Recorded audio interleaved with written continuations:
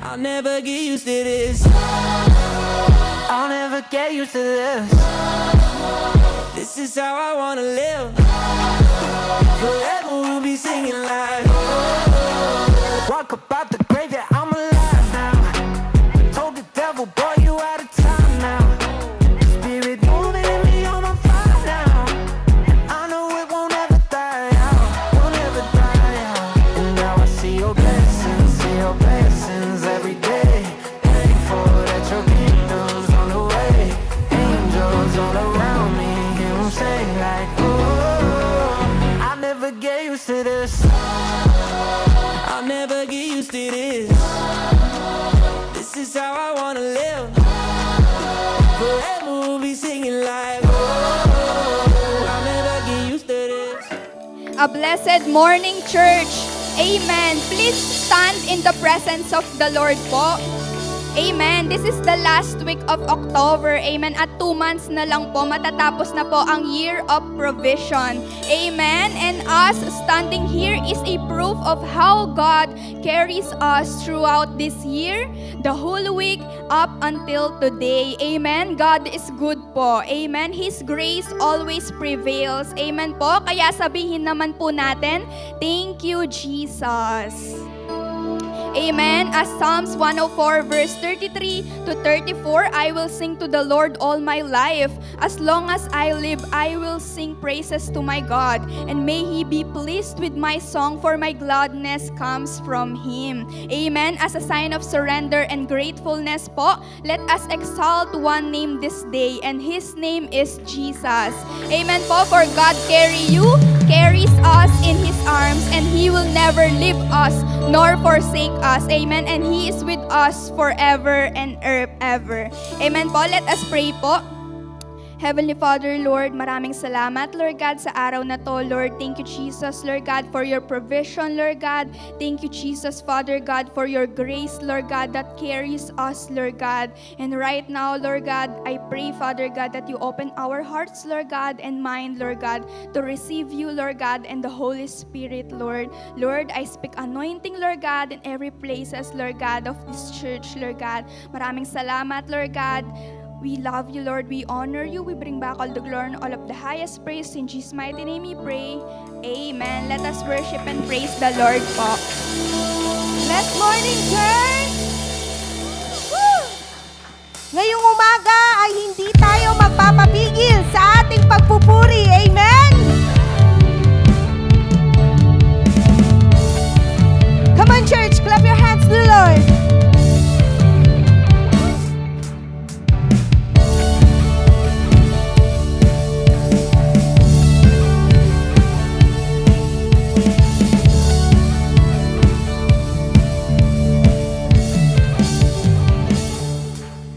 Malayang, malayang, malayang, malayang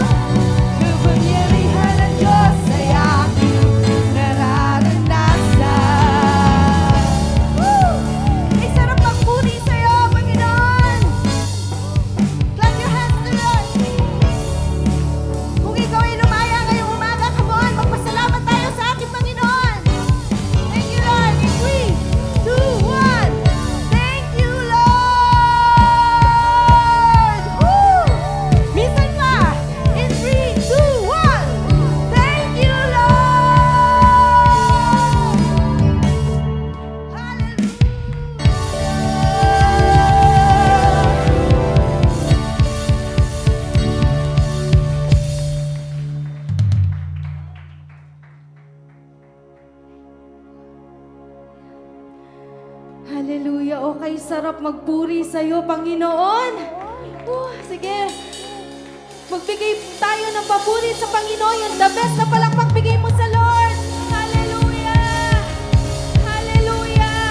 Salamat, Panginoon, sa napakalaki mong pag-ibig, O God. Panginoon, nararapat ka. Nararapat ka sa lahat ng papuri at pagsamba. Hallelujah!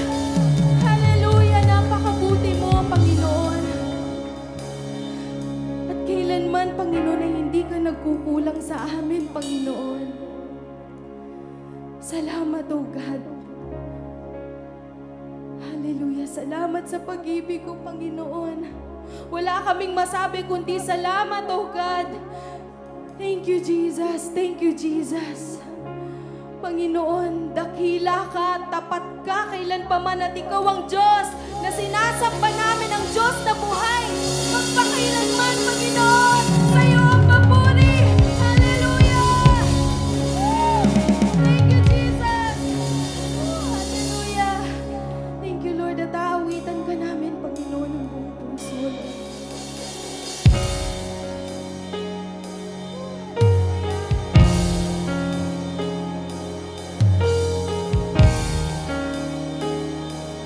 Papuri ka, Panginoon.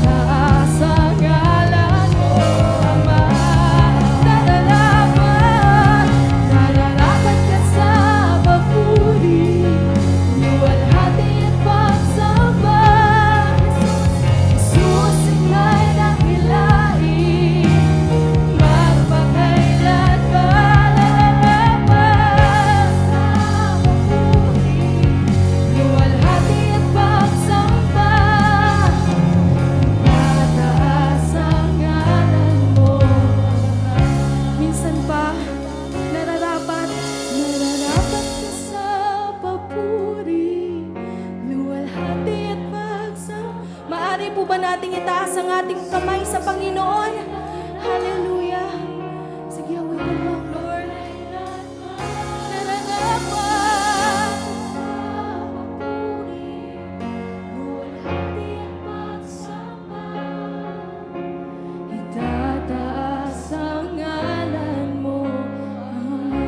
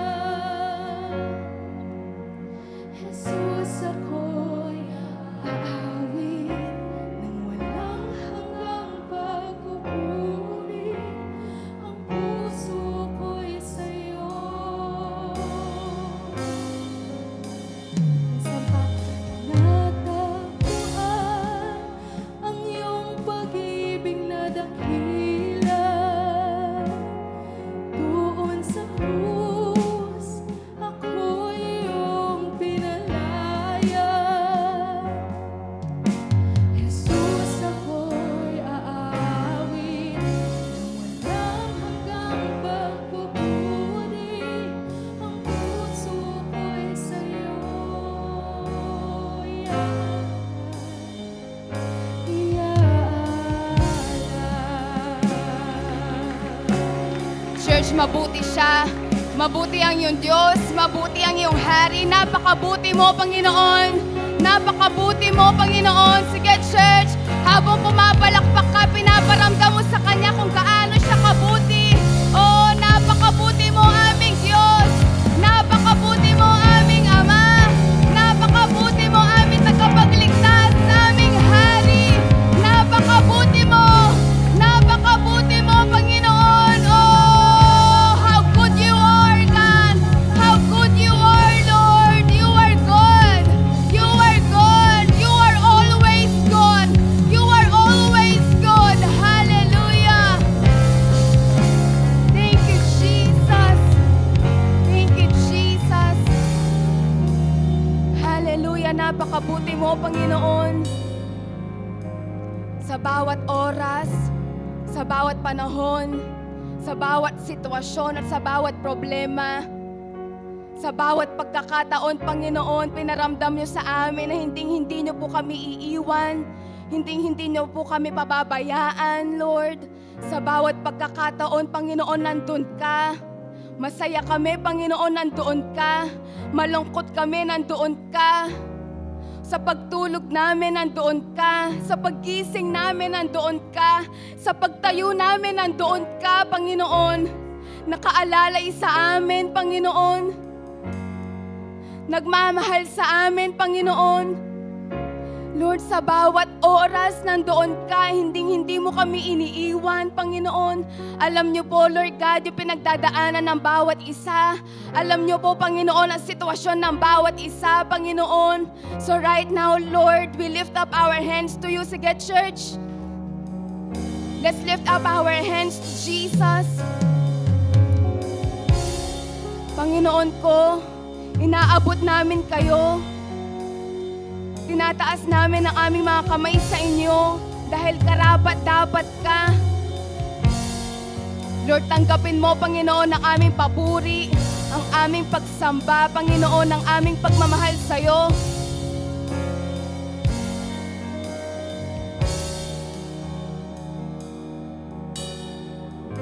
Lord, walhatiin ka, Panginoon, sa aming sitwasyon.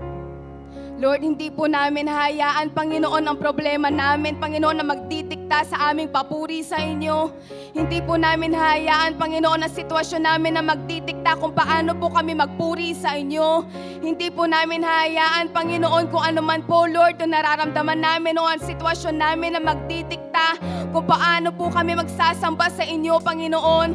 Basta, Lord God, dakila ka sa aming mga buhay, Panginoon. Ibibigay namin ang aming pinaka-the best sa inyo. Ang aming pinakamainam sa inyo, Panginoon. Karapat-dapat ka, Panginoon. Sige, church. Oh, karapat-dapat ka, Panginoon. Hindi mo kami iniiwan. Hindi mo kami pinapabayaan. Pinotektahan mo kami. Nilalabas mo kami, Panginoon. Sinasalba mo kami, Panginoon. Pinapalaya mo kami. Pinapagaling mo kami. Oh, hallelujah. Hallelujah. We worship you, God. We give you all the glory that you deserve. We give you all the worship that you deserve. Hallelujah, Lord. We give you the praises, Lord, that you deserve. Hallelujah, God. We magnify you, Lord. We glorify you, God. Maraming salamat po, Panginoon. We thank you, Jesus, Lord God. Maraming salamat po, Panginoon. We glorify you and we honor you, Lord. We bring back all the glory, all the highest praises, all the high respect. In Jesus' name we pray. Amen and amen. Sige po, church, let's give our best love offerings to the Lord. Amen, amen. Sige po, church, let's give our best love offerings to the Lord. Amen. Praise God. Amen. Praise God. Amen. Welcome to Capstone Community Church. Our church vision is loving God and loving people. For our first time guests, our new friends, we want you to know that God loves you so much. Do you agree, church? Amen. Humanap ka naman na 5 katao na hindi niyo pa po kakilala at pagkasabi naman sa kanya, pinagpala ka. Amen, amen, amen. Minsan pa palakpakan po natin si Jesus. I think you can do better than that, no? Palakpakan mo ang Diyos ng mga Diyos at hari ng mga hari. Pwede ba natin sigaw na count of 3? Hallelujah! 1, 2, 3. Hallelujah! Mahina, mahina. 1, 2, 3. Hallelujah! Woo! Palakpakan natin ang Panginoon. Thank you, Jesus! Thank you, Lord. Nung ngitian mo naman yung katabi mo, sabihin mo sa kanya, God bless you. Ayan. Nakangiti ba yung katabi mo? Pag hindi, ganyanin mo, no? Yung pisngi. Biro lang. Again, sabihin mo ulit sa katabi mo, God bless you.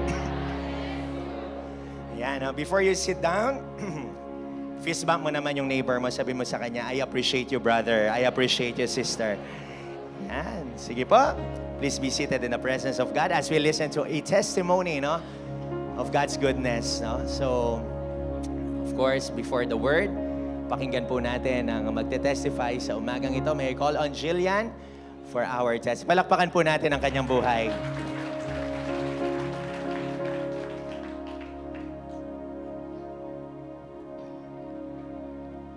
Hi everyone. I'm Jillian and I want to share my testimony with you. Before I came to know Jesus, my life didn't really have direction. When I was a child, my parents separated. I would always feel envy whenever I saw a complete and happy family. I kept wishing I had that too.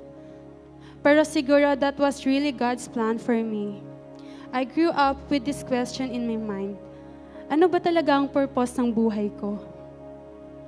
Back in 2011, I attended a church for the first time. But I did not stay long because my parents are devout Catholics and they did not allow me to go. So as I grew older and started to understand more about life, many things happened to me. One of them was when I experienced physical harassment. And the worst part, it came from a family member. During that time, I was so confused. Hindi ko alam kung matatakot ako o magsusumbong. In the end, fear won. I stayed quiet because I was scared of what might happen if I spoke up. At that time, I did not know how to approach God. I did not even know how to pray. I also reached a point in my life where I just wanted to disappear. One time, when I was alone, I held a knife and thought of ending my life. Every time I felt like I wasn't okay, I just wanted to vanish. I would hurt myself. I bang my head, punch my stomach, or hold my breath, hoping it would end the pain faster. But looking back now, I did not realize how good God already was to me even though I did not really know Him yet. Eventually, I decided to seek Jesus on my own. But when I did, I started getting persecuted by my own family. I tried going to several churches, but every time I made a mistake, my parents would blame the church I was attending. They'd say things like, basta born again talaga, borbolen la. Makanyan ba yung nga babalo mo? Nasaktan ako, kaya pinanindigan ko na lang. I got into the wrong crowd. Natuto akong magmura, magsinungaling para lang makalabas ng bahay. I started drinking with my friends. And to be honest, ako pa madalas ang nagyayaya. That season of my life was full of chaos. I had an identity crisis. I didn't know who I was anymore. I just went with the flow. Maybe it looked like rebellion, but deep down, I was just lost. One day, a guy named Romel invited me to attend their church. This was my previous church. At first, I was hesitant. But when he said I could serve there, I felt excited. Gusto ko talagang ipagamit yung talent ko for the Lord. And during the altar call of Pastor, June of 2019, I accepted Jesus as my Lord and Savior. That, that was also the time I met Ate Nova, who became my mentor. Following Jesus wasn't easy. I felt persecution all over again, but this time, I chose to fight with faith. As a new believer, I knew it wasn't right, but just to attend church, I would lie or even sneak out. I kept doing that for months until the pandemic came. Because my relationship with the Lord wasn't that deep yet, I became weak again. Then one of my friends encouraged me to do devotionals. He encouraged me to try it, so I gave it a shot. I forgot the exact verse I read that day, but I remember clearly the message was exactly what I needed at that moment. I felt like God was speaking to me. I kept doing it, kahit takot pa rin ako. I didn't want my parents to see me reading the Bible. So what I did was, I'd bring my Bible with me every time I took a bath, and I'd do my Bible reading in the bathroom. Eventually, the season passed. I stopped experiencing persecution. I gained the confidence to show my passion for serving the Lord. I even started sharing the word with my family, and I tried my best to be a better daughter. Through this journey, I realized how great and faithful God truly is. He helped me understand everything from my painful past up to this very moment. He also made me see that being Christian is not easy, but it's His grace, love, goodness, peace, and provision that will see me through. Totoo nga talaga na pag nasa presence ka ng Lord, makakaya mo lahat. Lahat ng kulang napupunan niya.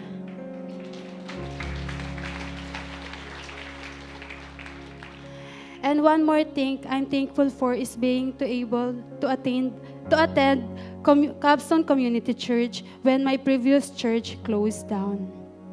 I thought my ministry journey with the Lord was over.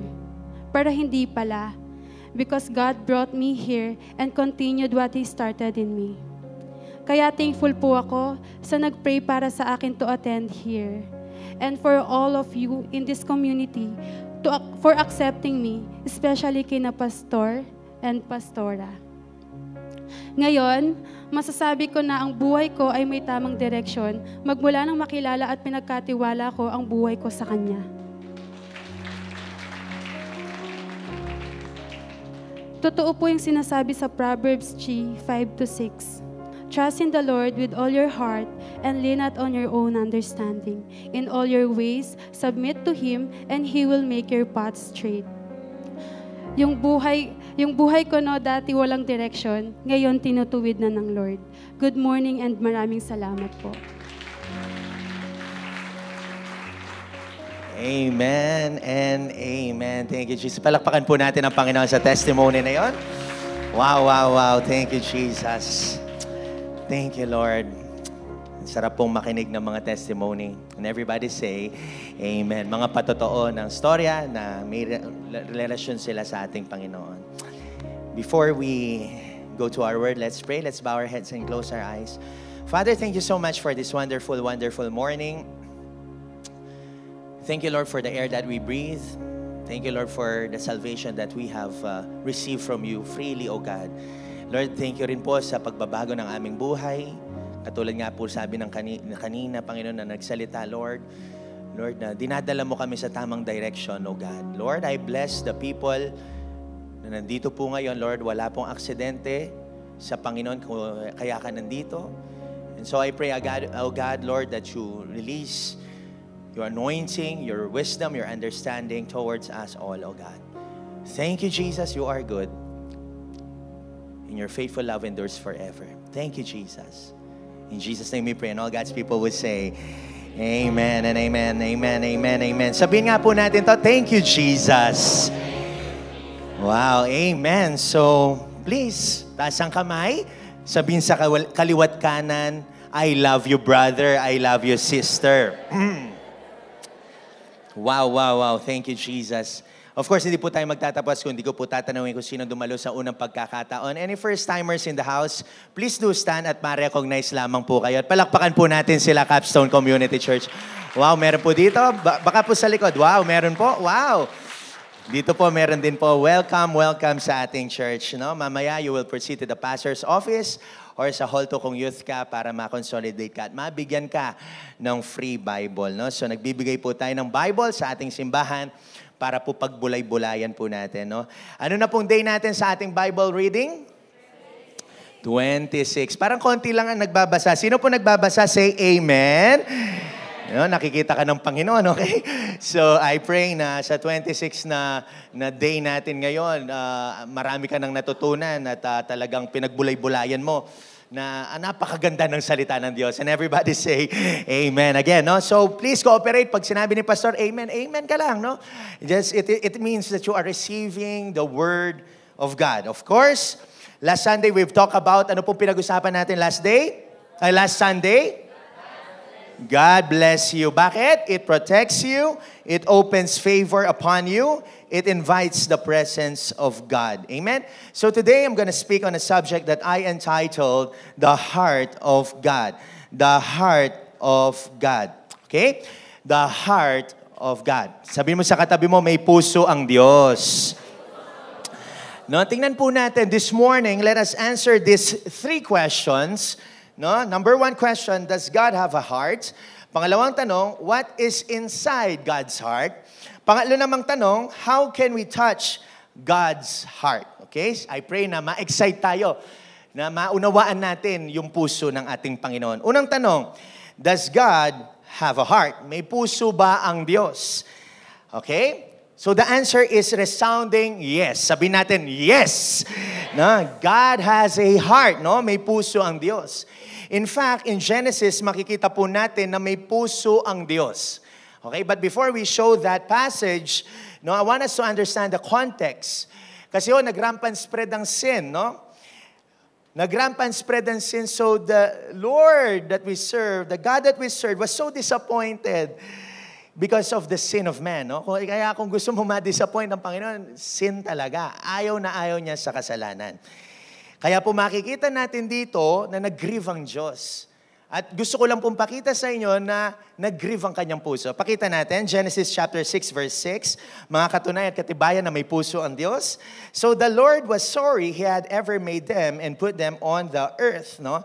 It broke His heart. No? So makita natin dito na may puso ang Diyos. In Amplified Version, the Lord regretted that He had made mankind on the earth and He was deeply grieved in His heart. Sa Tagalog, para mas maunawaan, at nagsisi ang Panginoon na kanyang nilalang ang mga tao sa lupa at nalumbay ang kanyang puso. Of course, today, it's all by God's grace. No? Pero makita po natin dito, gusto ko lang pong pakita sa inyo na may puso ang ating Panginoon. And another passage in the Bible that God has a heart is in 1 Samuel 13:14. Tingnan po natin yan. Yes?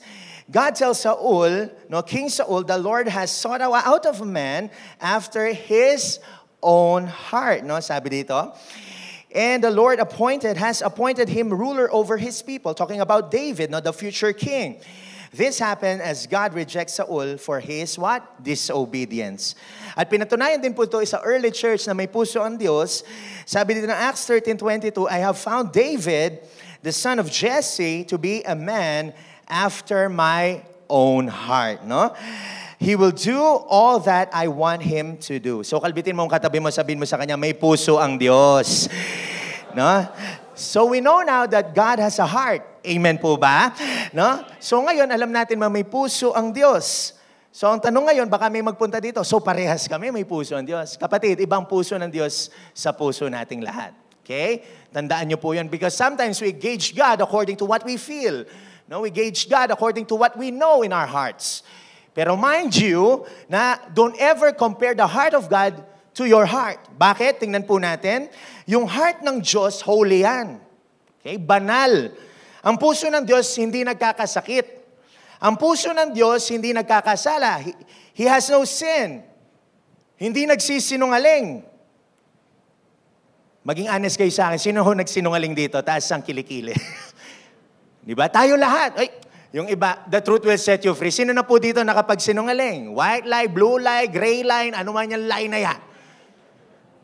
Kahit nga ngayon, di ba ho? Sabi mo sa katabi mo, hindi ikaw yan. Di ba ho? So, ibig sabihin, ibang-iba talaga yung puso ng Diyos. Ang Diyos hindi nagsisinungaling. Kung ano sinabi ng Diyos, gagawin niya. And everybody say, Amen. He is not a man that he should lie, sabi ng Bible. And the heart of God is perfect, compassionate, loving. Mapagmahal ang puso ng Diyos. Hindi katulad ng pag-ibig ng katabi mo. Yung pag-ibig ng katabi mo, conditional yan. Mamahalin kita pag bibigyan mo kong Jollibee, C3, hallelujah. Yung malamig na Coke Zero, hallelujah. Gutom na si Pastor, no? Pero yung Diyos, unconditional ang pag-ibig niya, walang kondisyon. Kahit sino ka pa, mahal na mahal ka ng Panginoon. Come on! At yung puso ng Diyos nagpapatawad, hindi kagaya mo. 40 years na, hindi ka pa rin nagpapatawad, hallelujah. Pag nag-away kayo, hinuhukay mo pa, ikakasikantala, nakakaganakangin, alinakal. Hinuhukay mo yung mga nakaraan, patawarin mo na, kapatid. Sabihin mo sa katabi mo, I forgive you, kapatid. Amen. Pero ang Diyos, isang tawag lang natin sa Kanya, pinapatawad agad niya tayo. At ang puso ng Diyos, mabait, mabuti. Yan. I think naman nasa church tayo, so yung katabi mo mukhang mabait, no? Hallelujah. Pero yung heart of man, iba. Yung puso ng tao, according to the Bible, deceitful and sick, desperately wicked. Jeremiah 17 verse 9. And the heart of man is sinful. Mark 7:21 hanggang 23, for it is from within, out of a person's heart, sabi niya dito, that evil thoughts come. Sexual immorality, theft, murder, adultery, greed, malice, deceit, lawlessness, lewdness, envy, slander, arrogance, and folly. All this evil comes from the inside and defile a person. So makita po natin dito, wag tayong magmalinis. Our heart is deceitful and desperately wicked. That's why we need Jesus Christ. And everybody say amen, no? So ngayon makita po natin na may puso ang Diyos. Pangalawang tanong, what is inside God's heart? Ano ba ang nilalaman ng puso ng Diyos? The answer is simply, ang nilalaman ng puso ng Diyos, ikaw at ako. Sa sobrang banal ng Diyos at napakabuti, ang nilalaman at tinitibok ng puso ng Diyos, ikaw at ako. Hindi nyo naunawaan. Ang nilalaman ng puso ng Diyos, ikaw at ako. You and me. Special po tayo sa harapan ng Diyos. Taas ang kamay. Sabihin sa kaliwat kanan, special ka, kapatid. Lakasan mo, special ka, kapatid. Amen. Napakalaki ng ating Diyos, pero yung puso niya, ikaw. At yung nilalaman ng puso niya, ikaw at ako. Special tayo. Genesis 2:7, sabi dito, then the Lord God formed the man of dust from the ground and breathed into his nostrils the breath of life. And the man became a living creature. Dito, papatunayan ko sa inyo na special po tayo sa Panginoon.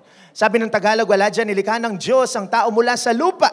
Hininghan niya sa ilong ang tao at hiningang nagbibigay buhay. No? Kaya ang tao ay naging buhay na nilalang. Remember, nilikha ng Diyos ang langit at ang lupa gamit ang kanyang salita. Pero nung nililikha na niya ang tao, ang sabi ito, He formed. The Hebrew word of form means yatsar. It means careful process, okay? Like the potter shaping a clay, parang ganon. It means emphasizing the intimate hands-on nature of His creation. Kaya praise God, kung pointed ang nose mo or disappointed, likha po rin yan ng Panginoon. Amen po ba? Ang sabi nga ng Bible, we are fearfully and wonderfully made. Anong Tagalog ng fear? Okay, sabihin mo sa katabi mo, nakakatakot ka. Hallelujah. No? So, we are fearfully and wonderfully made. Sabi ng Bible, we are formed by Him. Ibig sabihin, kung ang langit at ang lupa sa salita, ikaw nilikha niya, hinulma niya sa pamamagitan ng kamay niya.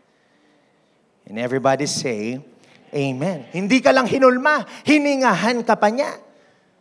Did you know in the Bible, dalawa lang ang hiningahan ng Diyos? Dalawa lang. Itong passage na to, ang tao ang hiningahan niya, Genesis 2:7, at ang Biblia. Yan ang special, o yan ang nasa laman ng puso ng Diyos. Ang tao at ang Biblia, kanyang mga salita. 2 Timothy 3:16 said, all scripture is God-breathed. Dalawa lang ang hiningahan ng Diyos, tayo at ang Biblia. This revelation shows that we are special in God's eyes. Kaya kung may nagsasabi sa'yo different from your identity with Christ, don't ever listen to them. You are special in God's eyes. Kung sinasabi nila sa'yo, makanyang kaitsura na sabihin mo, I am fearfully and wonderfully made. Kaya sabihin mo sa katabi mo, ang ganda-ganda mo, ang gwapo-gwapo mo, hallelujah. At ang bango-bango mo, hallelujah. Yan, no? Special po tayo sa harapan ng Diyos. Kung babasahin nyo yung Bible, we are called children of God.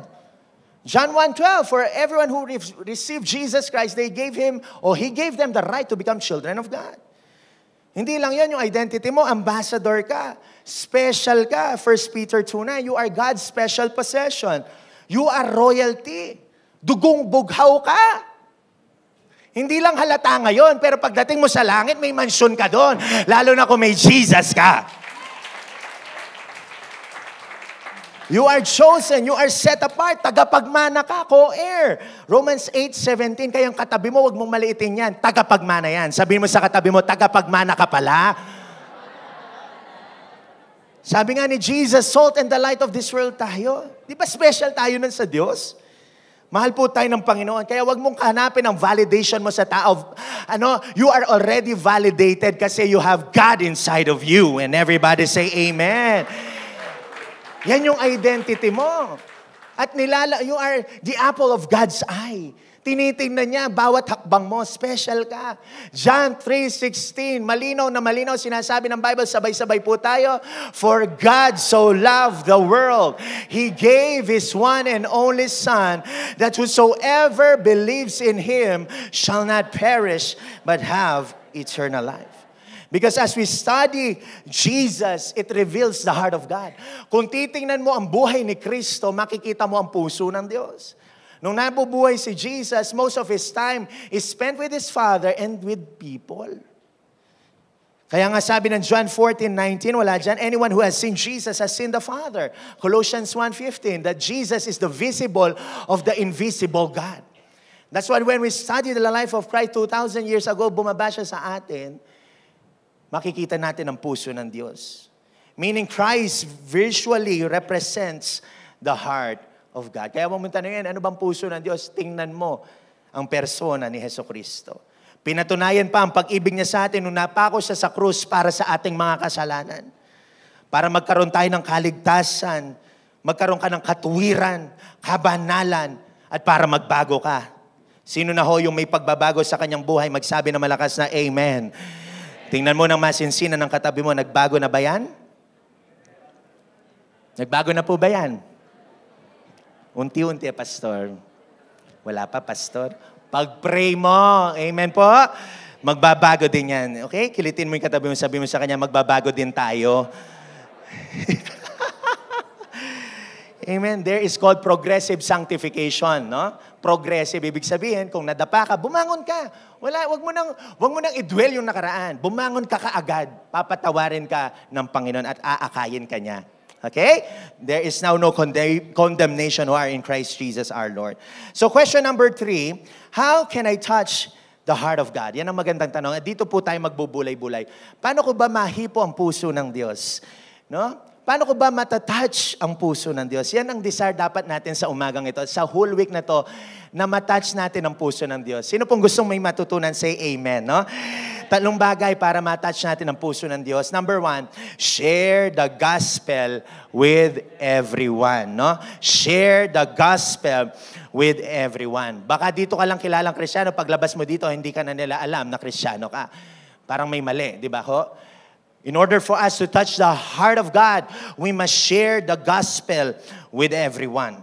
Gospel means good news. Kung babasahin mo, titingnan mo, yung mga balita ngayon, bad news lahat. Kaya tayo may church, lagi ko kayong nire-remind sa gospel. Lagi ko kayong nire-remind na may good news, na may Jesus, may magandang balita sa atin, na si Kristo ay dumating dito sa mundong ito. Gospel, it is a message of salvation in this sinful world. Kaya pagka pinupukpok ni pastor ang gospel, ibig sabihin yan, no? That God is saying to you that I am the good news. Pwede ko kayong i-motivate dito, encourage dito, pero at the end of the day, babalik pa rin tayo sa dapat na talagang ipangaral sa pulpitong ito, yung gospel ni Jesu Cristo. That there is salvation in this sinful world. And for those who are watching online, no, may pag-asa at ang pag-asa natin ay si Jesu Cristo. Jesus Christ came, died for your sins, was buried, and on the third day, He rose from the grave. That is the gospel. Na bumaba si Kristo para sa ating mga kasalanan, mapako sa krus, no? Inilibing, at sa pangatlong araw, He rose from the grave. Kaya yung pananampalataya natin, nasa tamang pananampalataya tayo, yung Kristo natin, buhay, hindi po siya patay. Kaya palakpakan po natin ang ating Panginoon. Come on! Kasi kala ng iba, pag pumasok ng simbahan, malungkot. Bakit ka malungkot? Buhay ang ating Panginoon. Buhay po ang ating Panginoon! Amen! Buhay si Jesus. At kailangan po siyang talagang i-worship, itaas sa buong mundo. And He wants you to be saved. And maybe you came here for the first time, tamang-tamang mensahe sa'yo, gusto kang maligtas ng Panginoon. At dito po sa church, napansin ko, yung mga nagsistay, yung mga nakaparinig ng gospel, lalo na yung Harvest Sunday. Kasi yung gospel talaga has the power, no, to give us salvation. Gusto kang iligtas ng Panginoon, kapatid. And you must believe in the gospel. You must believe in the person of Jesus Christ. 1 Peter 2:4 and 6 says, God wants everyone to be saved and fully understand the truth. Verse 5, there is only one God. And there is only one way that people can reach God. It is not religion, okay? Ang sabi nila, isa lang ang daan. And that way is through Christ Jesus, who as a man, verse 6, gave Himself to pay for everyone to be free. This is the message, the gospel, that was given to us just at the right time. Binayaran ng Diyos ang kasalanan mo. Kaya sabihin mo sa katabi mo, bayad ka na. Amen. May nagbayad para sa'yo. Ang pangalan niya, Jesus Christ, Jesu Cristo, Hari ng mga hari, Diyos ng mga Diyos. Kaya I believe, no, natutuwa sa akin ang Panginoon in this moment because I'm preaching to you the gospel. Ikaw kaya tanungin kita, baka dito ka lang Christian, sa labas hindi ka na Christian, at hindi mo man lang ma-share si Jesus. At alam nyo, tuwan-tuwa ang Panginoon, natatouch siya pag may nagre-repent. Everybody say, repent! No?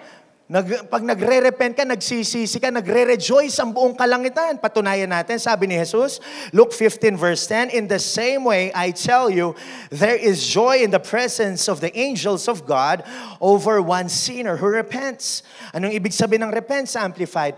That is, changes his inner self, his old way of thinking, regrets past sins, lives his life in a way that proves repentance, and seeks God's purpose for his life. Yun pala yung mga nagsisi, yung nagbago ang buhay. Ang ganda sa Tagalog, Lucas 15:10. Sinasabi ko sa inyo, gayon din ang kagalangan. Sige nga, sabay-sabay po tayo. Basahin po natin. No? 1, 2, 3, go. Sinasabi,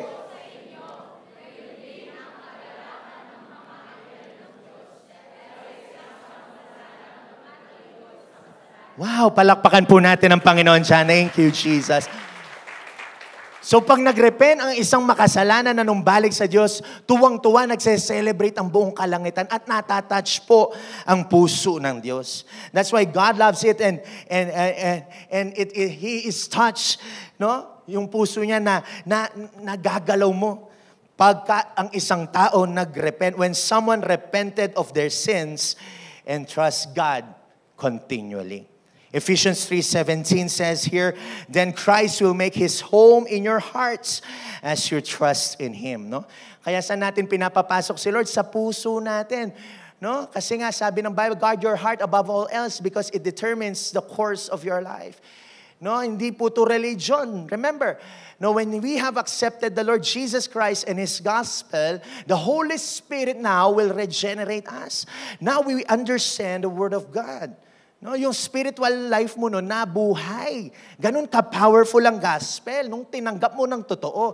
At kung genuine ang repentance mo, hindi yung sinabi mo, sorry Lord ha, tapos walang pagbabago, lumabas ka, ganun ka pa rin. Yung tunay na nagrepent, it's called godly sorrow.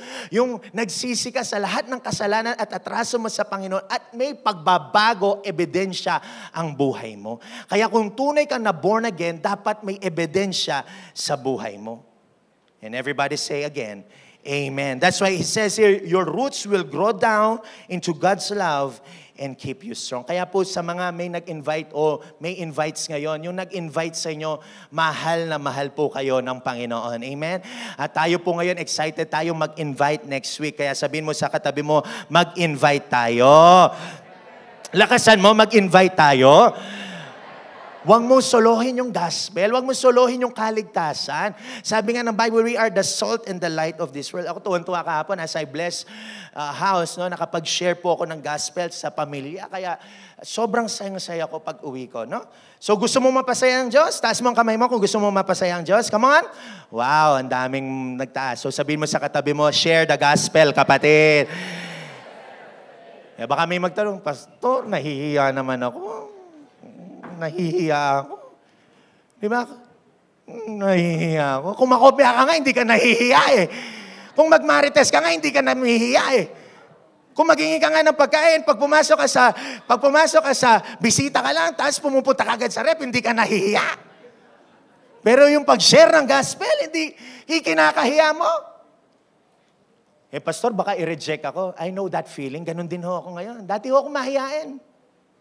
Hindi lang halata ngayon, hallelujah. Pero dati talagang nanginginig si Pastor pagka may crowd, no? Pag recitation, no? Lord, wag akong tawagin. Lord, wag akong tawagin. Lord, please, Lord. Hipuin niyo yung teacher ko, wag niya akong tawagin, Lord. Pag tinawag na ako, manginginig na ako. Makakalimutan ko na yung sagot. Takutin po si Pastor. Pero I understand you. Kaya nga, it takes a lot of practice. Saka magpa-practice. Sa harap ng salamin. No? I-share mo yung sarili mo. Para ma-remind ka. Huwag kang mahiya. Sabihin mo sa katabi mo, huwag kang mahiya. Lakasan mo, huwag kang mahiya. Diba? Nung sa kasalanan, wala tayong hiya. Para pa ngayon, binago tayo ng Panginoon. Dapat huwag natin ikahiya si Jesus sa maraming tao. Come on! Pero I understand you. Kaya nga na binigay sa akin ng Panginoon to, nangusap sa akin, Matthew 10:20. For it is not you who will be speaking. It will be the Spirit of your Father speaking through you. Tandaan mo, vessel ka lamang ng Diyos. Pag nagsalita ka na sa mga katrabaho mo, kaklase mo, sa community, sa katrabaho mo, sa kapitbahay mo, you share Jesus. Huwag mong ikakahiya. Bakit pag kinahiya mo, dinanay mo ang Panginoon, ito sinasabi, Matthew 10:33, don't ever deny Christ, but whoever shall deny me before men, him will I also deny before my Father, which is in heaven. Sa Tagalog, napakayaman, ngunit ang sino mang magkakaila sa akin sa harap ng mga tao, ay ikakaila ko rin sila sa harap ng aking Ama na nasa langit. Huwag mong di-deny ang Panginoon. Dapat alam nila na may Jesus ka sa buhay mo. Kaya pag pinapasigaw natin yung Jesus, huwag tayo mahiya. Sige nga, try natin. Inhale. Exhale. Inhale. Exhale. Na count of 3, let's shout Jesus as loud as we can, okay? 1, 2, 3. Jesus! Woo! Hallelujah. Palakpakan po natin ang Panginoon. Kaya pag ito yung sign na kailangan mo na mag-share, pag kinakabahan ka na. Tandaan mo yan. Pag kinakabahan ka na, sinasabi na ng Holy Spirit sa'yo, mag-share ka na. Huwag kang mahiya. Kung natatakot ka mag-share, mag-invite ka na lang.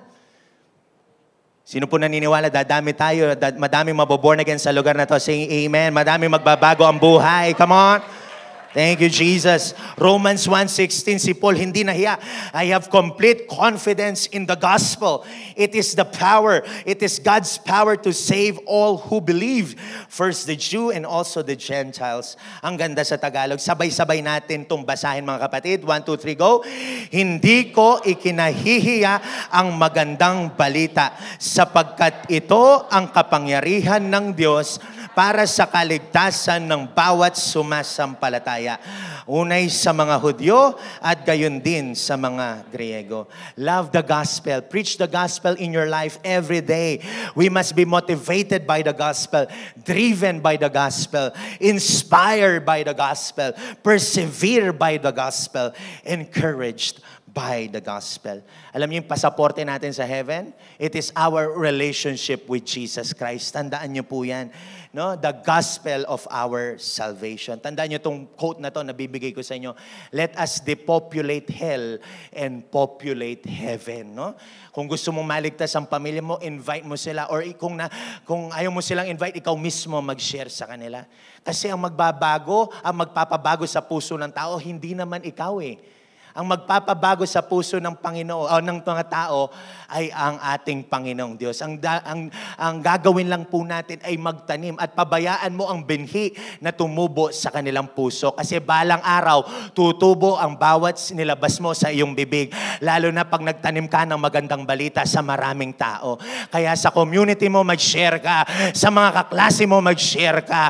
Sa kapitbahay mo, kahit malakas ang bidyoke niya, mag-share ka. No, sa mga katrabaho mo, mag-share ka. Saan ka man magpunta, mag-share ka. And everybody say, Amen. How can I touch God's heart? Share the gospel. Pangalawa, obey His word. Basahin nyo nga ako malakas. 1, 2, 3, go. Obey His word. Okay? Tapikin natin ang katabi natin. Sabihin natin sa kanila, obey, obey, obey. Yung hindi nagsasabi ng obey, mahinang obedience. So, kurutin mo. I will give you the authority to kurot, okay? No? Sabihin mo sa katabi mo, obey, obey, obey. Pati sa mga pagsasalita natin, hindi sabay-sabay. Sabay-sabay tayo. Obey, obey, obey. 1, 2, 3, go. Obey, obey, obey. Sa puso natin, obey, obey, obey. Amen, no? So remember, the Word of God reveals the heart of God. God wants us to obey Him.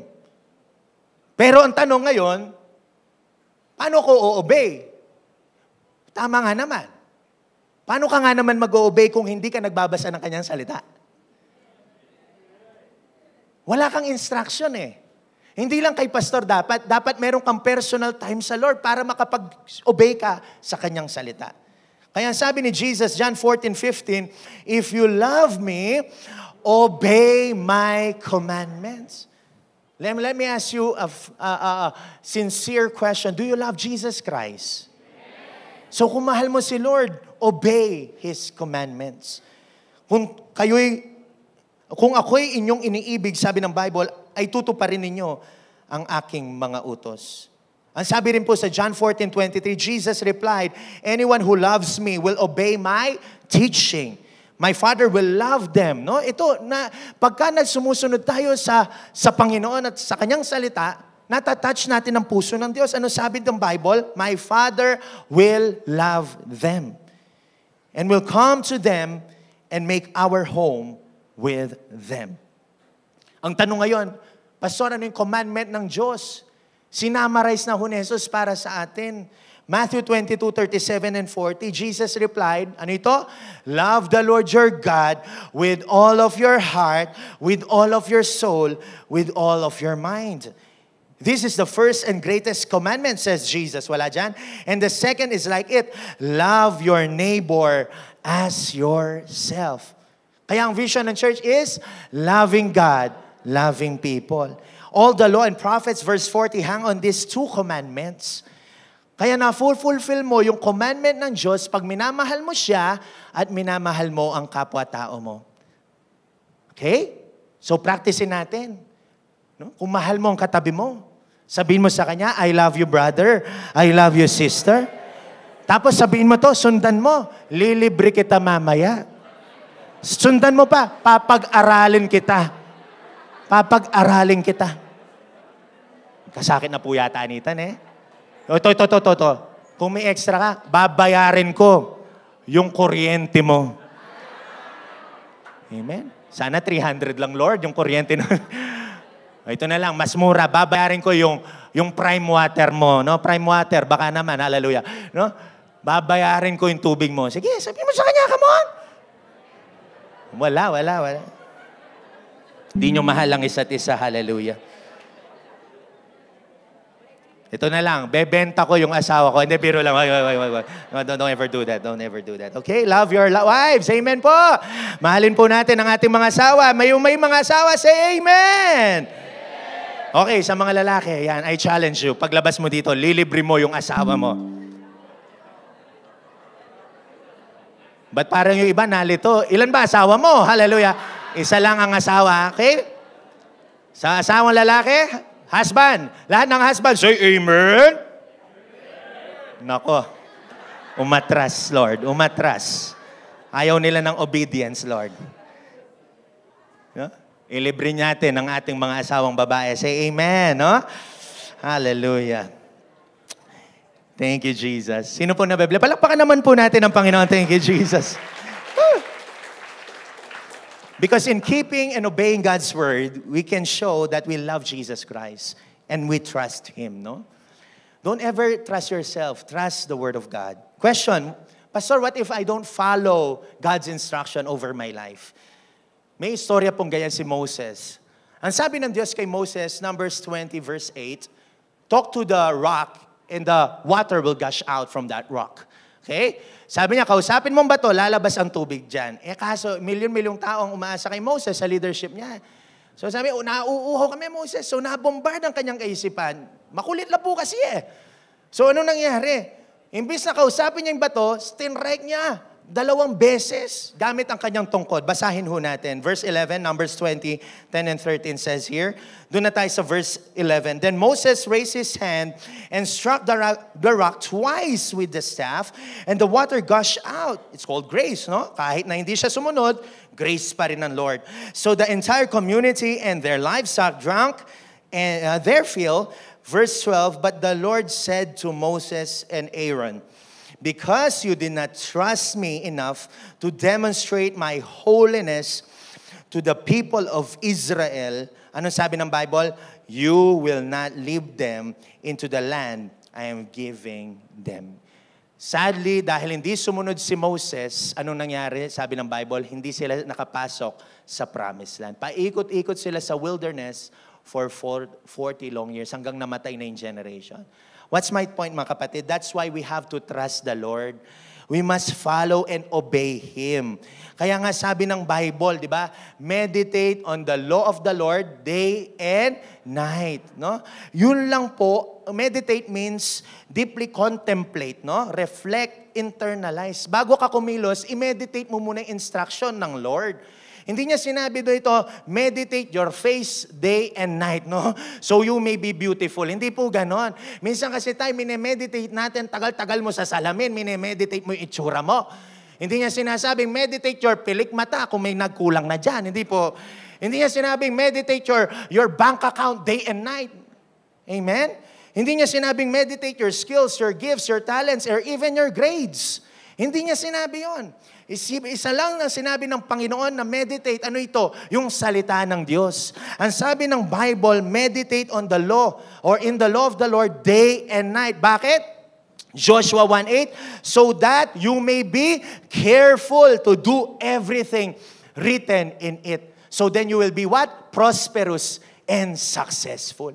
Minsan kasi ganito tayo eh. I have already received the Lord. Now, success will follow me, prosperity will come to me. Kaso, hindi ka nga sumusunod. Yung success, prosperity, hindi rin darating.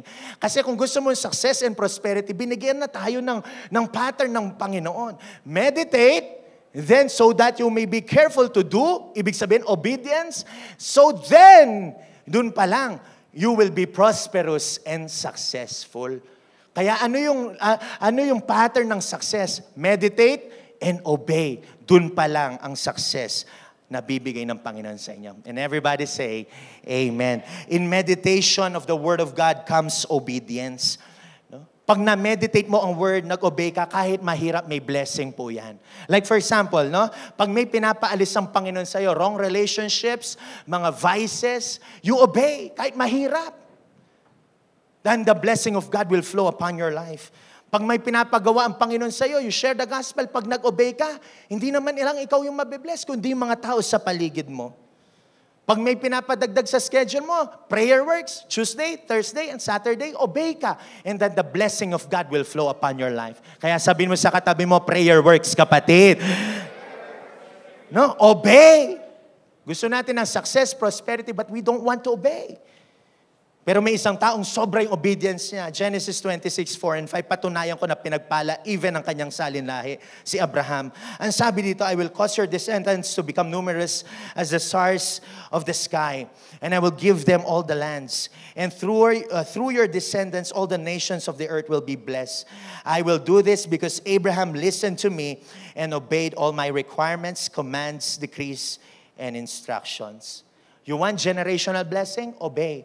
Minsan yung magre-rip doon sa obedience mo, yung salinlahi mo. Exodus 20 verse 6, patunayan ko sa inyo. Mabilis na lamang si Pastor. But I will lavish unfailing love for 1,000 generations on those what? Who love me and obey my commands. So kung may pinabibitaw na ang Panginoon sa iyo, gawin mo. No? Kung may pinapagawa ang Panginoon sa iyo, gawin mo. Kung may instruction ng Diyos sa iyo, gawin mo. And lastly, how can I touch God's heart? Number 3, basahin po natin. Be consistent in your relationship with Him. Palakpakan po natin ang Panginoon dyan. Thank you, Lord. Yung the best na palakpak sa Panginoon. Thank you, Lord. Alam niyo ba yung Jollibee, bakit binabalik-balikan? Di ba, bida ang saya, no? So I believe kayo lahat nakapag-Jollibee na po. Di ba, sa unang kagat, no? Hindi tinapay lahat, no? Hindi breading lahat. You know, pagkakagat mo, juicy, crispy, hallelujah. Tapos, kaya may kang gravy, nyamanan, eh. Tapos ating kamarim lang Coke Zero, hallelujah. Alam niyo, big factor ng Jollibee, it's because of their consistency. Okay? Kaya binabalik-balikan. My point is, let us not devalue our consistency with God, but let us be consistent with Him so that His consistency of blessing will flow unto your life. The word consistent means stand firm, hindi natitinag. Therefore, gusto ko pong matutunan niyo to, pag consistent ka sa intimacy mo sa Panginoon, everyday mo siyang kinakausap, intimate ka sa Kanya, no? Nasasaktan ka man, nawalan ka man, magkasakit ka man, may kasalatan man sa buhay mo, nakatayo ka pa din. Nagpapatuloy ka pa din sa Panginoon kahit anong mangyari. Na kahit may pinagdadaanan ka, yung consistent na Kristiyano, kahit anong pinagdadaanan niya, magpapatuloy pa rin siya, nakatayo pa rin siya sa Panginoon. And everybody say amen. Come on, palakpakan mo ang Panginoon. Come on. At anong resulta ng pagpapatuloy mo? Kahit na nasasaktan ka na, kahit na mahirap bumangon, kahit na pagod ka na, kahit may nang-api sa'yo, nagpapatuloy ka pa rin sa Panginoon. Anong resulta niyan? Parang Jollibee. Pero yung Jollibee, sila na yung lumalapit sa'yo, yung blessing na yung lumalapit sa'yo. Pag consistent ka sa Panginoon. And everybody say, amen. Come on, receive it by faith. Come on. God created us with a heart so we could have a lasting and consistent relationship with Him. I know you all have a heart, pero dapat maging consistent tayo sa Panginoon. Para magtanong dito, gusto ba akong karelasyon ng Diyos? Ang sama-sama ko. Kahit masama ka, gusto kang karelasyon ng Panginoon. Remember the analogy of Christ? Sheep to a shepherd or shepherd to a sheep, father and son, master and slave. Tayo yung mga sheep, tayo yung son na mayabang palalo, laging tumatakbo, at tayo rin yung slave. Pero siya pa rin yung magiging shepherd mo, hahanapin ka pa rin ng Panginoon. Siya yung father mo, yayakapin ka niya, pang nanghihina ka na, aakayin ka niya. Come on! Siya yung master mo, siya yung magbe-bless sa buhay mo.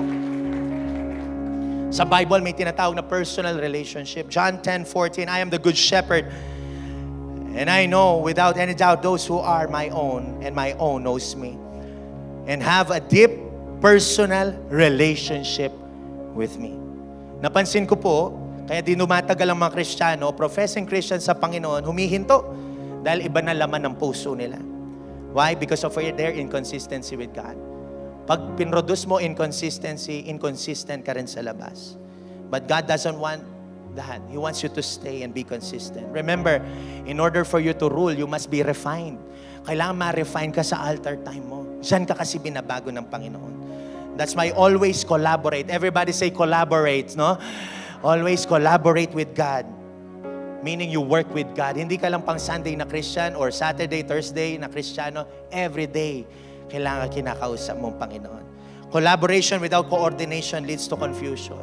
Tandaan niyo po yun. Collaborate with God and He will give you the answers. He will coordinate with people na hindi mo kakilala para maging favor sa buhay mo.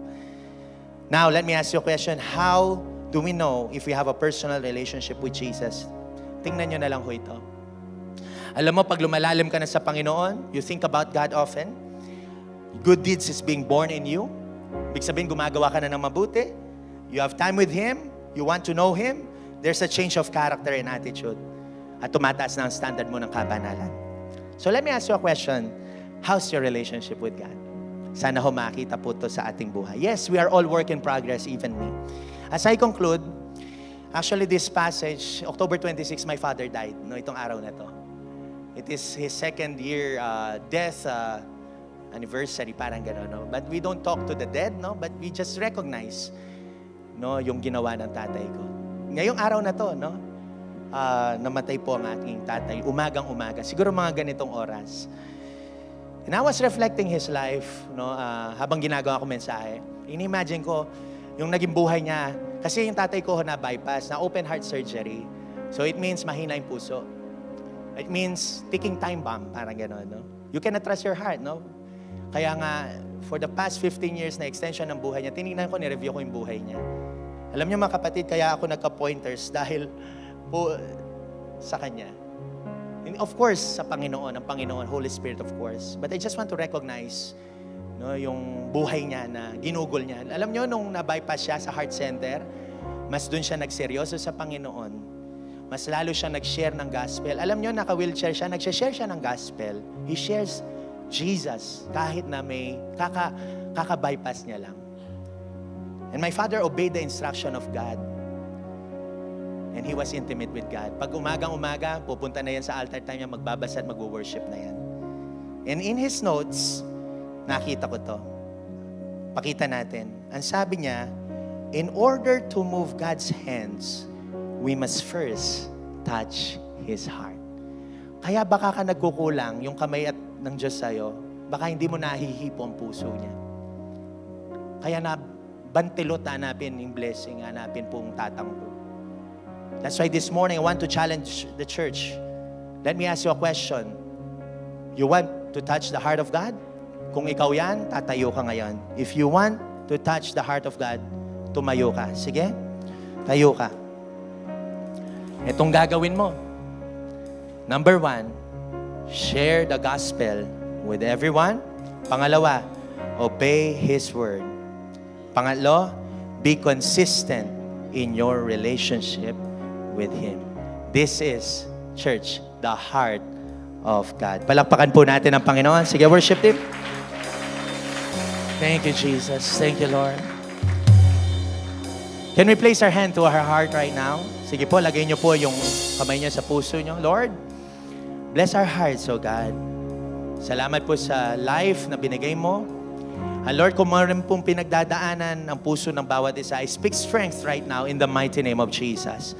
And Lord, kung may mga may sakit po, Panginoon, ngayon, I pray for strength.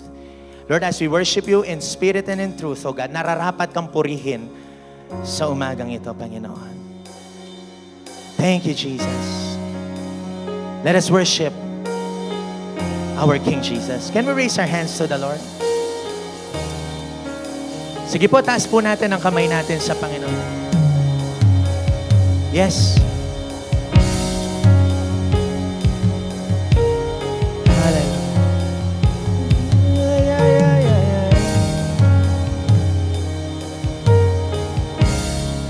Salamat.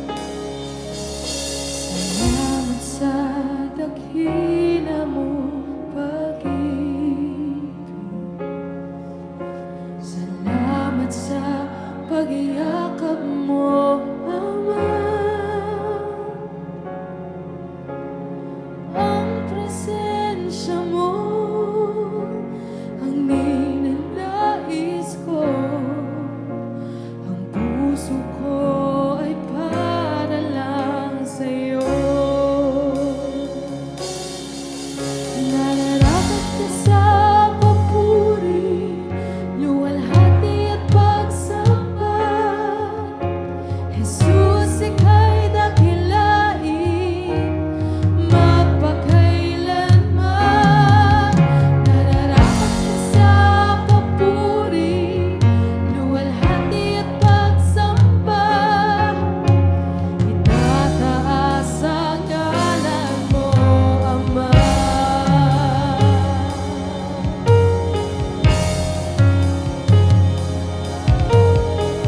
From the front to the back, raise your hands.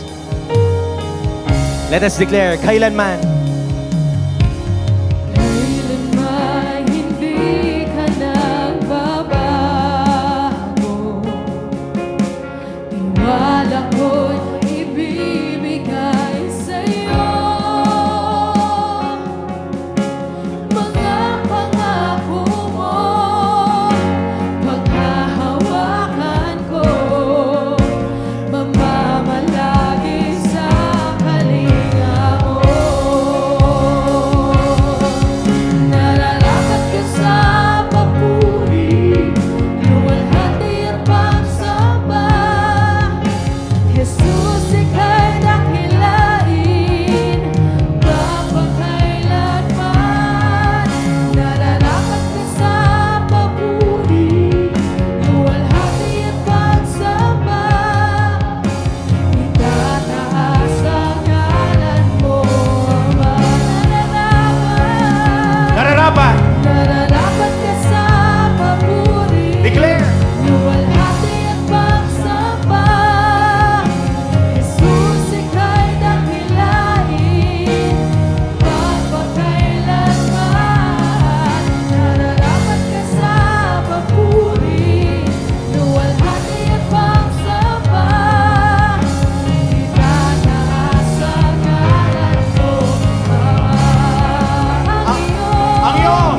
Ang iyong nilikha'y luluhod. Worship the King. Sa iyo itataas ang ngalan mo.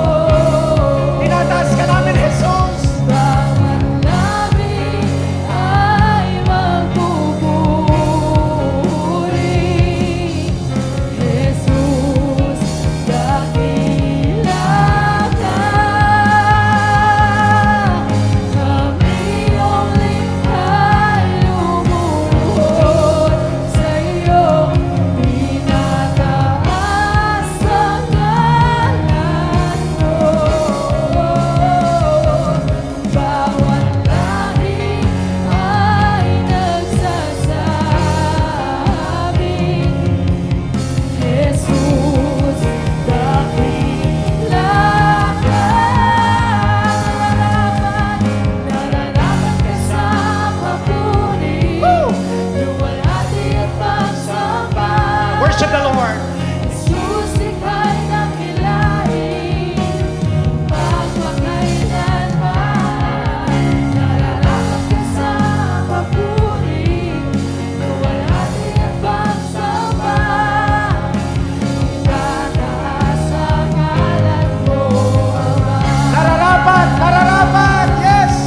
Nararapat ka sa papuri, luwalhati at pagsamba. Jesus, ika'y dakilain, magpakailanman. Nararapat ka sa papuri, luwalhati at pagsamba. Itataas ang ngalan mo, Ama. Nararapat. Nararapat ka sa Luwalhati at pagsamba. Jesus, ika'y dakilain, magpakailanman. Nararapat ka sa papuri, luwalhati at pagsamba. Itataas ang ngalan mo, Ama. itataas. Itataas ang ngalan mo, Ama. Minsan pa itataas. Itataas ang ngalan mo. Palakpakan po natin ang Panginoon. Come on, give God the best clap offering. Obey, come on. Just clap the Lord. Come on. Thank you, Jesus. Right where you are. Come on, palakpakan mo ang Panginoon. 10 seconds.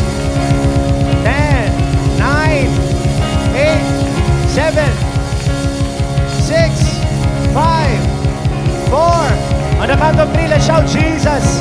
3, 2, 1. Jesus!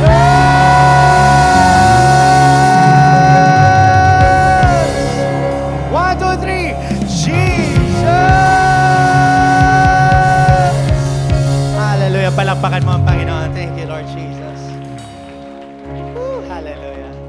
mo sa kaliwat kanan mo, congratulations. You have touched the heart of God. Amen? So, in our giving, may I call on Lorraine for our tithes and love offering. Please be seated in the presence of God. Amen. For our love and tithes offering, let's read from Matthew 6:21. Wherever your treasure is, there the desires of your heart will also be. Amen. So, napag-usapan po natin yung heart ng Lord. Amen. So, when we give po, we're not just offering money. We're giving a piece of our heart as well. It shows that our treasure is in Him, not in what we own. Tithing becomes an act of love and trust, aligning our hearts with God's generous and faithful heart. Amen. Kapag po naintindihan na natin yung puso ng Lord, madali na lang din po sa atin ang gayahin din. Amen. Yung ating Panginoon. Amen po ba? So let's pray. Heavenly Father God, Lord, our faithful and our loving God, we thank you, Jesus, Lord God, for your word. Thank you, Lord God, that we can give, Lord God. Lord, may nabibigay kami, Panginoon, dahil nagpo-provide ka, dahil hindi ka nagkukulang sa amin, Panginoon. And as we give, Lord God, we do believe, we receive, Lord God, that you will, Lord, double it, Panginoon, in Jesus' name, Lord God. Wala pong tapon, wala pong sayang sa inyo, Panginoon. Lord, give us, Lord God, the heart, Lord God, katulad po ng sa inyo, Panginoon. In Jesus' name, we love you, we honor you. In Jesus' name we pray, amen. Let us give po to the Lord. Amen. For some announcement po, our tithes and love offering is located at the back. So ngayon po, dahil po may nagmagandang loob sa atin, so you have free early lunch, no? So may pack lunch po sa parang malungkot po kayo, no? May libreng pagkain po kayo. Palakpakan po natin ang Panginoon. So before I'm gonna bless you, some instruction po. Lalabas po kayo dito, may mag-aabot sa inyong food. Kasi po meron din po tayong gawain activity after this. So I'm gonna give you 15-minute break, okay? Balik po tayo agad dito ng 9:40. So kung ayaw mo munang kumain, dalhin mo, no, yung iyong food packs. And para po to give way to our speaker ng ating reflexology class. Kaya magstay ka kung gusto mo matuto ng massage, no? And mamaya may medical mission din and actualization of massage, no? So libre po yan, walang bayad yan. And paglabas mo dito, kuha ka na ng pagkain mo. Walang kakain po sa sanctuary, no? So pagka kumain naman po kayo sa labas, please, no, tapon po natin ng maayos at manatiling kalinisan o mapanatili ang ating kalinisan sa ating simbahan. Cleanliness is next to godliness, no? So paglabas nyo, again, kuha na kayong food packs. Kung ayaw mo munang kainin, you want to hear from our pastor and our doctor, Dr. De La Paz. I want you to stay here. Wala na pong mag-aayos ng upuan sa harapan. May upo dyan. Dito po siya mangangaral ng kanyang massage lesson. Okay? So again, lalabas po tayo. Get your food packs and stay tayo kung gusto nyo po ng klase. Please, 9:40 nandito na po kayo. Okay? Kahit hindi nyo kainin muna yung food packs nyo, lagay nyo muna sa tabi, walang kakain sa sanctuary para tuloy-tuloy po ang ating gawain. So sa mga po magme-medical mission, sama din daw po kayo sa lesson, okay? Bago ang ating medical activity, okay? Sige po, let's all stand. Naunawaan po ba natin? Amen? So sa mga first-timer po, punta muna kayo ng consolidation. Kung gusto nyo pong bumalik para matuto, please do so, okay? Lahat po tayo mabibigyan ng pagkain. And lastly, ano lang po, isang person lang po, okay? So, isang food pack sa isang tao, no? Isa lang kukunin mo. Pag may sobra, balik po tayo, okay? Sige po, taas na po natin ang ating mga kamay sa Panginoon. Lord, thank you, Lord, for this wonderful moment. Tunay, buhay ka. Lord, thank you, Lord, for the word this morning. Truly, naunawaan namin na may puso ang Diyos. Salamat po. At ang pusong ito, Panginoon, ang gusto naming i-please, oh God. Hindi tao, Lord, hindi anumang bagay, kundi kayo lamang. Salamat po, Lord. The Lord bless you. The Lord keep you. The Lord make His face to shine upon you. The Lord bless your heart. The Lord bless your business. The Lord bless your career. And the Lord bless you with God's divine provision. In Jesus' name we pray, and all God's people will say, Amen and Amen. Thank you, Jesus. Umanap ka ng 20 katao, sabihin mo sa Kanya, God bless you. Alright, see you po. God bless. Again, 9:45, stay po tayo dito. 9:40 sa massage therapy lesson. Please do stay. God bless. When I'm overwhelmed within from the weight of for my sin. I need a friend to call my own. I need a house to call my home. When I'm broken down inside and there's nowhere else to hide, I need a place where I feel known. Can someone help me? Then I hear you reply, bringing teardrops to my eyes, saying I'm not alone. Oh Lord, I need you now more than ever. Would you put my heart back together? I searched the world till my head hurt, just to find out your ways better. Oh, oh, your ways